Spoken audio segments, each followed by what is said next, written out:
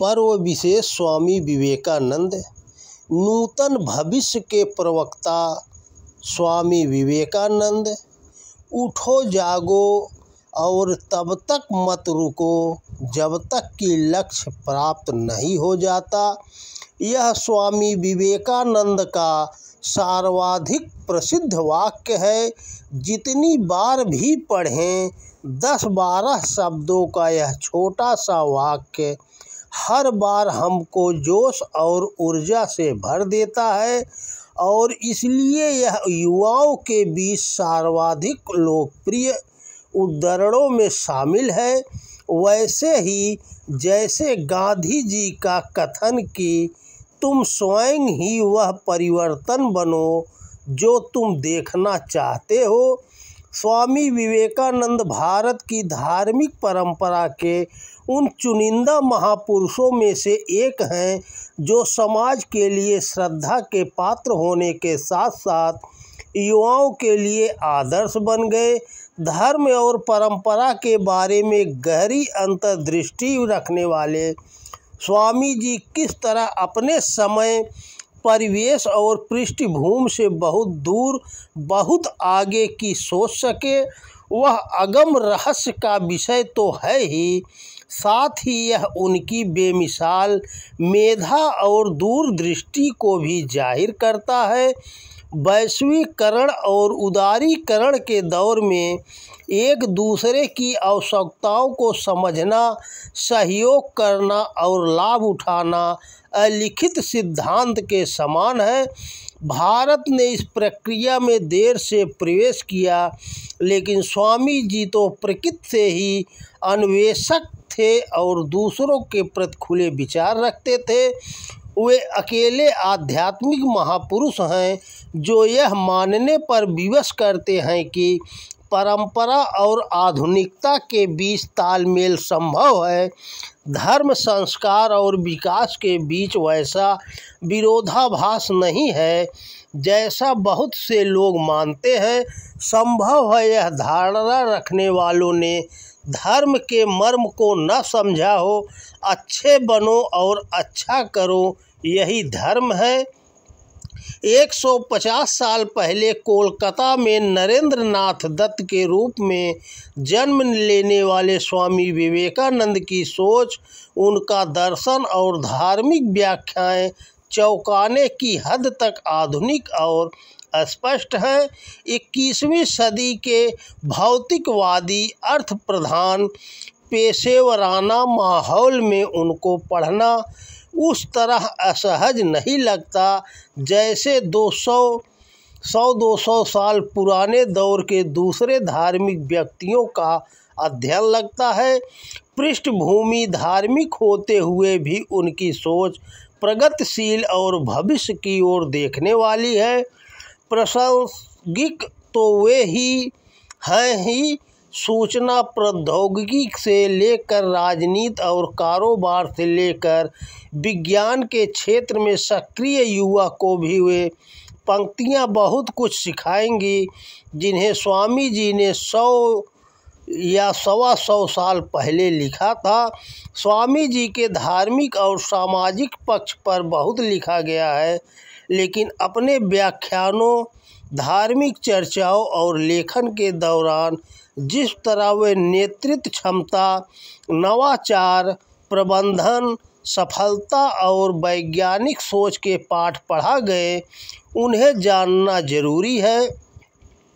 स्वामी जी की कई शिक्षाएं बड़े बिजनेस स्कूलों में पढ़ाने वाले आधुनिक मैनेजमेंट गुरुओं के याद दिला देती हैं।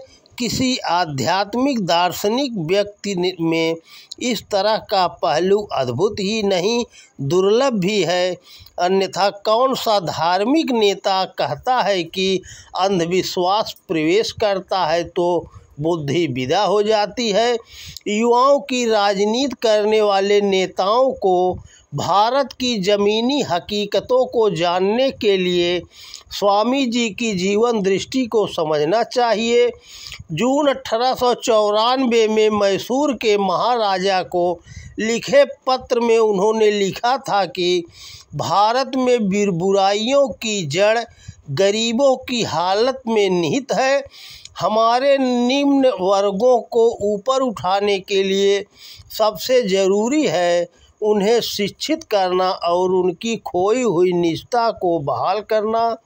धार्मिक राजनीतिक ताकतों और विदेशी राजसत्ता ने सदियों से उनका इतना दमन किया है कि भारत के गरीब भूल गए हैं कि वे भी इंसान हैं। जॉर्ज बर्नार्ड शॉ ने भी तो निर्धनता को सबसे बड़ी बुराई और सबसे बड़ा अपराध करार दिया था। अर्थशास्त्र का नोबेल पुरस्कार जीतने वाले अमर्त्य सेन क्या कहते हैं, इसे अनुभव करना मुश्किल नहीं है कि असमानता का अन्याय असहिष्णुता को जन्म दे सकता है और गरीबी का कष्ट क्रोध तथा हिंसा को। सेन शिक्षा के बारे में भी स्वामी जी के विचार से परोक्ष सहमति जताते हैं।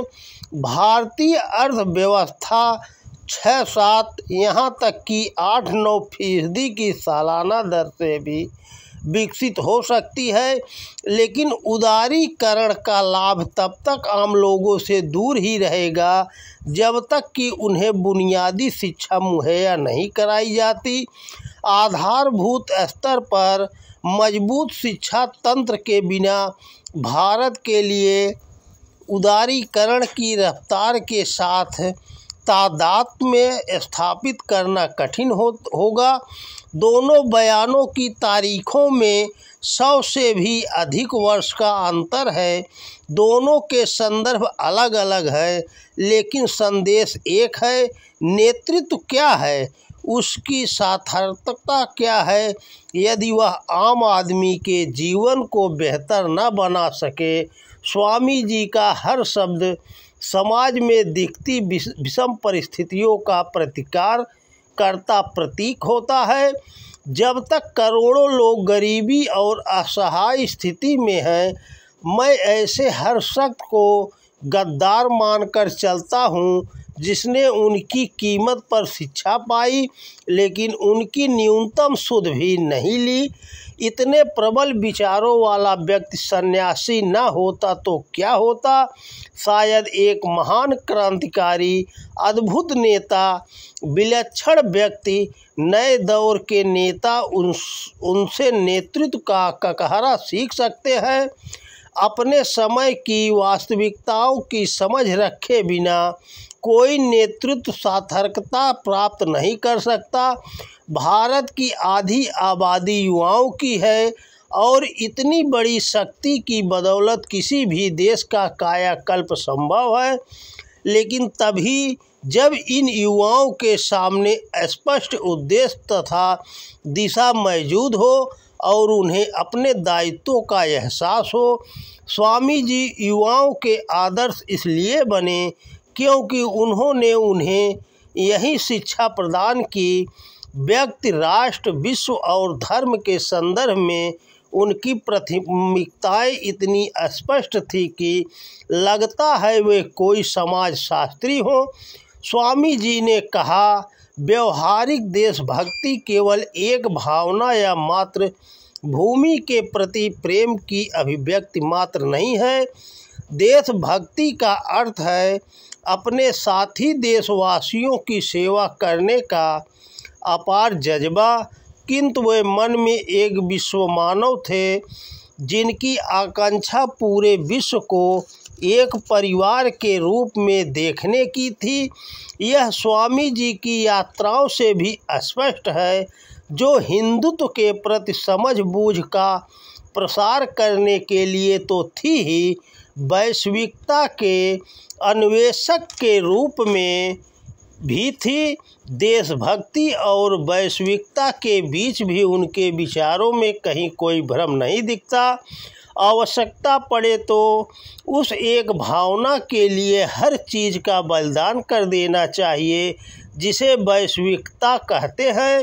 राष्ट्र और विश्व के संदर्भ में उनके अलग अलग किंतु बहुत स्पष्ट विचार थे। सूचना प्रौद्योगिकी प्रधान युग में भौगोलिक सीमाएं धूमिल होती चली जा रही हैं। वैश्वीकरण और उदारीकरण के दौर में एक दूसरे की आवश्यकताओं को समझना, सहयोग करना और लाभ उठाना अलिखित सिद्धांत के समान है। भारत ने इस प्रक्रिया में देर से प्रवेश किया, लेकिन स्वामी विवेकानंद तो प्रकृति से ही अन्वेषक थे और दूसरों के प्रति खुले विचार रखते थे। आईटी, सेवा उद्योग, आयात निर्यात और पर्यटन जैसे क्षेत्रों को ध्यान में रखा जाए तो उनका यह कथन कितना प्रासंगिक लगता है। हमें यात्रा अवश्य करनी चाहिए, हमें विदेशी भूमियों पर जाना चाहिए, हमें देखना चाहिए कि दूसरे देशों में सामाजिक तौर तरीके और परिपाटियाँ क्या है, दूसरे देश किस दिशा में सोच रहे हैं। यह जानने के लिए हमें उनके साथ मुक्त और खुले संवाद से झिझकना नहीं चाहिए।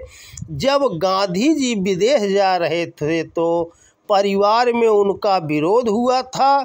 जयपुर के महाराजा तो जब लंदन गए तब गंगा जल से भरे चांदी के 2 विशाल कलश साथ लेकर गए थे ताकि विदेशी पानी पीकर भ्रष्ट न हो सके। लेकिन अपने समय की सोच से कितने आगे थे स्वामी विवेकानंद, और इसी सोच ने उन्हें महापुरुष बनाया। तो दोस्तों नमस्कार, वीडियो पसंद आए तो ज़्यादा से ज़्यादा शेयर करें। जय हिंद, जय भारत।